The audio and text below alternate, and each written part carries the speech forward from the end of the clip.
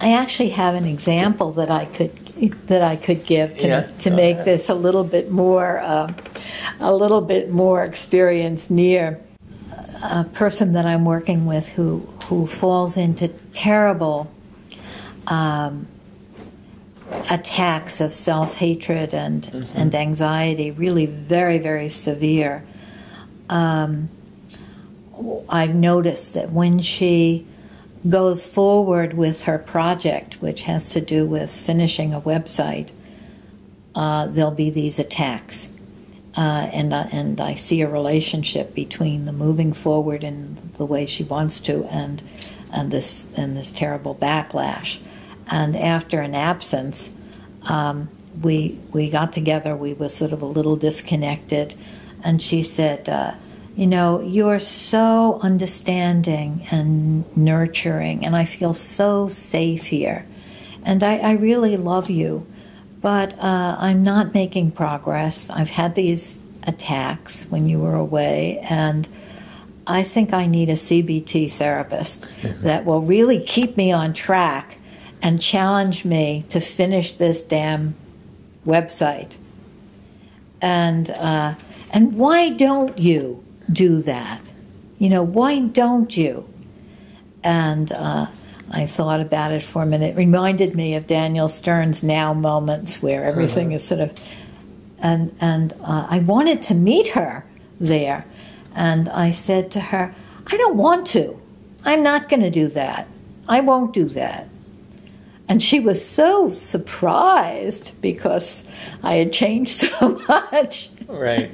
And she said, well, why not? And I said, because a part of you doesn't want to do that, is objecting, is having a fit every time we go in that direction. And she calls that self-destructive part a he. That's he. I said, we don't have his permission yet, so I'm not going to do it. I'm his therapist, too. And she thought about it, and then she lit up in a smile, and she said, well, I guess I'm not going to get help from you in that. I better ask a friend to help me with the website. But there was a whole different feeling of our coming together. Well, it's also a good example of how empathically you picked up clues so that was a time to be authentic and express what you actually felt. And, that feels very different than a confrontation. Absolutely. Because it was based on your empathic understanding of where she was at the moment. Yes. And it actually wasn't more authentic than a more, a softer inquiry into it.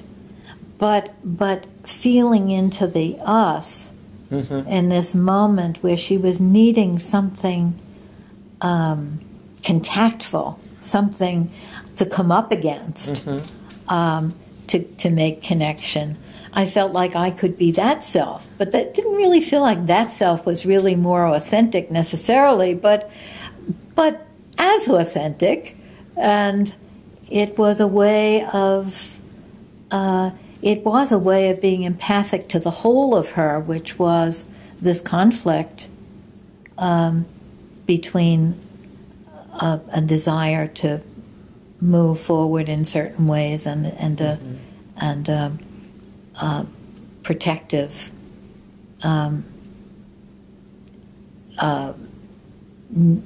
not being ready and are not really understanding enough about what the resistance was to the moving forward.